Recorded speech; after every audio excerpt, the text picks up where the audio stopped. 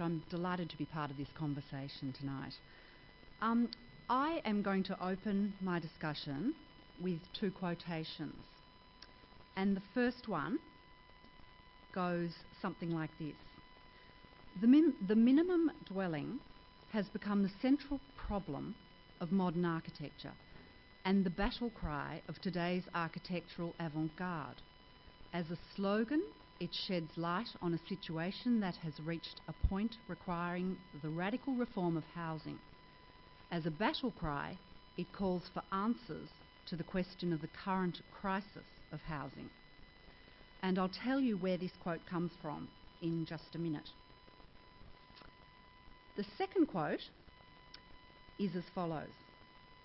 Housing is currently in a period of rapid change, even crisis, due to environmental consciousness, demographic movements, affordability pressures, and new technologies in the building industry, in the workplace, and in the house itself. This second quote comes from Geoffrey London, who is now, of course, our Victorian Government architect. In his book, Take 7 Housing Australia, How Architects Can Make a Difference, which was published in 2008, Geoffrey has gathered together 21 propositions for how the home of the 21st century might address what he calls a current crisis. So there are 21 propositional designs for an alternative home, and these might consider any of the following kinds of issues. Can we build to accommodate new household types through considering changing demographics and the possibility of flexibility in the occupation of dwellings?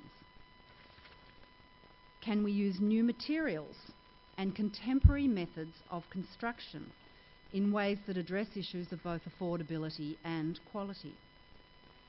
Can we build quality mass housing that inherently tackles environmental challenges, including energy consumption and water and waste?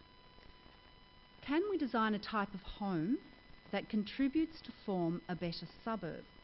And can we propose an alternative housing paradigm where the single quarter-acre lot might become shared by a number of homes, which of course enhances affordability? And then possibly what might be the most important overriding issue, how can denser housing be made palatable to those who actually regard density with incredible suspicion? These housing crisis issues are relatively new to Australia, and they are certainly a current topic of hot debate in our suburbs. And I'm sure actually that's out there in the suburbs, the statistics still show that the single family home on its own allotment remains the target of the majority of our community and the majority of our home buying public. At the same time, the availability and the popularity of new types of homes, such as the apartment, is growing, and the economic and environmental advantages of tapping into existing infrastructure, existing amenity, existing public transport systems, shops, roads, pedestrian networks, existing sewers, drainage systems, existing telephone, electricity and gas systems. All of these things, there's a message in using these existing systems that we can only hope is starting to be heard. So, back to my first quote. I'll read it again briefly, that the minimum dwelling has become the central problem of modern architecture and the battle cry of today's architectural avant-garde. As a slogan, it sheds light on a situation that has reached a point requiring the radical reform of housing. And as a battle cry, it calls for answers to the question of the current crisis of housing. The idea of a new view of what is a home has been an area of design challenge to architects throughout the 20th century. This first quote was voiced by Carl Teague from his book The Minimum Dwelling, which was originally published in Czech in 1932, and it's only recently become available. For the very first time, it's been published in English in 2002. So originally published in 1932. This book, which is called The Minimum Dwelling, if you can get past Teague's incredibly loudly proclaimed ideological rhetoric of the time, is not just a book on architecture, but it calls itself a blueprint for a new way of living. It calls for a radical rethinking of domestic space and of the role that modern architecture might play in the planning, design and construction of a new dwelling type.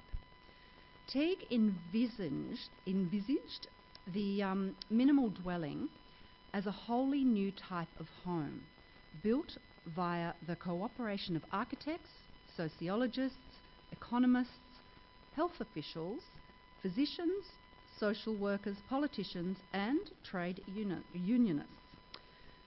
Its recent appearance in English suggests that it actually covers subjects that really do still have relevance. He describes alternative lifestyles and new ways of cohabitation of sexes, of generations and of classes. His discussions on collective housing remain ahead of current general thinking, and his comments on collective dwelling predict the communal living experiments that took place in the 1960s and 70s, as well as the communal facilities that we are starting to see today in contemporary retirement communities and also in contemporary condominium buildings. There's a very famous quarrel that apparently took place between Teague and Le Corbusier in about 1920 or 21, where Teague, although he suggested that he admired Corb's bold rejection of historic styles and his propositional urban studies, criticised Corb's dedication to monumentalism. In a slightly alternative stance, Teague envisions architecture as a kind of poetic functionalism, informed by science but modified by emotional and social factors. He suggests that the mission of architecture is as an instrument for accommodating the social and psychological needs of humanity in a new age, and he proposes that architecture should be imbued with a spirit of frugality and functional purpose, and that it should be the result of a judicious choice of the most suitable material, using construction methods offered by the most up-to-date technology and industry. But overall, architecture should serve the comfort, health, happiness and collective well-being of the community. If you add to this mix a contemporary awareness of environmental issues, which include energy consumption, water and waste, then this particular rhetoric sounds very current, and it is certainly the basis for many new visions of home that are emerging globally. Now, though I've suggested that the current crisis and reconsideration of what we might fundamentally need to make a home is relatively new in Australia, the impact of the European investigations of minimal dwellings during the 30s and 40s can be found significantly in Melbourne, in many architectural works that are of great cultural significance to this city. Although they did not emerge out of a situation of crisis at the time, architects have always been interested in ideas that they consider intriguing, such as the minimal dwelling. And Melbourne's propositional apartment buildings, which date from this period, were echoing what was going on in Europe and are significant works of local architecture. I thought I'd just put in a couple of these fantastic little images that date from the time we're talking about in Europe. So we have this 1928 vision of the minimal dwelling, and stepping to Sean Godsall's idea for the park bench home in 2002. Where architects tend to be constantly intrigued by the working of this kind of idea.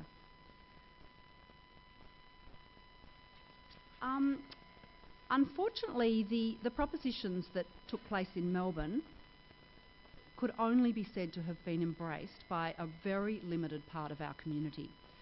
And if they had been embraced by more, by a larger part of the community, I suspect that Melbourne might occupy a significantly smaller city footprint than it does.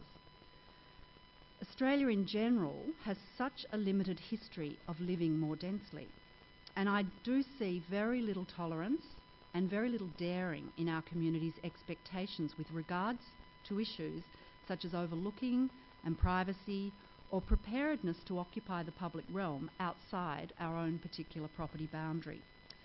And the take-up of the ideas shown by some of these early examples in some of Melbourne's amenity-rich urban and suburban areas is long overdue. I read a statistic recently that suggested that most residents of Melbourne's suburbs feel that their own suburb has an appropriate density as it is. What I find interesting and probably quite naive is this incredibly wide yardstick that's represented by this comment. You know, compare the current density of St Kilda with that of Clayton. Historically, cities comprise a number of layers that are added over time. These layers might add architectural interest, they might add civic amenity, they might add population, landscape, bike and pedestrian networks, to name a few. I see a city as being a living entity that becomes richer over time, and to suggest that our existing places should stay just as they are is both questionable and curious. Our cities here are young and they haven't actually turned over yet. But there are parts of our city where our stock of homes has simply reached the end of its life. I think this really should be seen as an opportunity. I would expect that every 100 years or so, any city needs reworking. I thought I'd share my thoughts on a couple of project examples, two from the not-so-recent past and then one current project. None of these are my work, but I wish they were, because they're great. No problem. There are lots of historic examples that I could show. There's Best Overend's Minimal Cairo apartments, there's Romberg's Stanhill, there's Howard Lawson's numerous fantastic blocks of flats like Beverly Hills in South Yarra. But I've chosen just two examples where the idea of occupying a common suburban site is so propositional and remains so current and relevant. And I'll show you these two examples because I'm actually wearing my heart on my sleeve a bit here, because these two examples are probably hugely influential in my own architectural education. The first of them is the Coringal Flats in Toorak by John Rivette in 1951, or 1948 they were first designed. On a single suburban block, a really interesting site plan comprising a 3-storey curved block facing one street and a 6-storey tower block. And here it is in image, with shared facilities, shared carports, shared storage, roof gardens, tea gardens, play space on the roof, bridges that actually allow every occupant of this block of land to access the shared facilities. State-of-the-art building technology at the time, and still on the National Register for all sorts of reasons, and a fabulous piece of site planning and slotting into an existing suburb. The second example, I'll hurtle through these very quickly, is Roy Ground's own house in Hill Street, and the blocks of apartments that are slotted in behind. So once again, on the suburban lot, the absolute minimal dwelling at the front. Sorry, this is a terrible site plan. I couldn't find a decent floor plan, but we're all pretty familiar with it, I think. The block at the front being Grounds' own wonderful house. There it is, the precursor to the National Gallery, and the glazed courtyard. Absolutely minimal dwelling in this front piece of the site.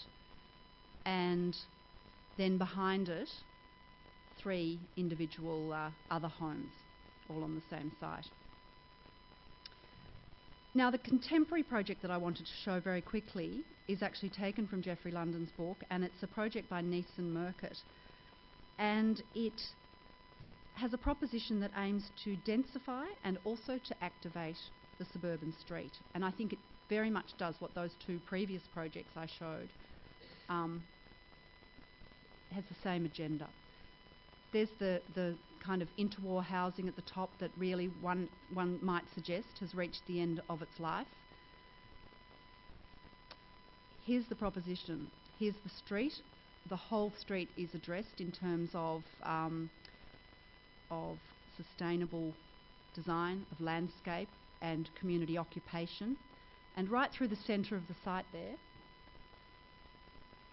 is one block of land that actually has been addressed in terms of density. And I guess one of the things I find so interesting about this proposition, and I'll whip to a floor plan, is that it has 3 courtyard homes, which are very much, I suppose, in the same sort of investigative model as some of the courtyard homes we saw coming out of Scandinavia during the modernist era, and it has shared facilities at the front. So here in items marked 11 and 12 is a dining room and a kitchen that is actually shared by all the residents of the block, and if they want a dinner party for 20, they book the dining room. And it's not actually part of your own home, it's a shared facility. So very much in the same vein as those previous examples that I showed you, that actually can be slotted into any suburb, densifying it, activating the street, and actually proposing a change to the existing suburb. There we go. Thank you.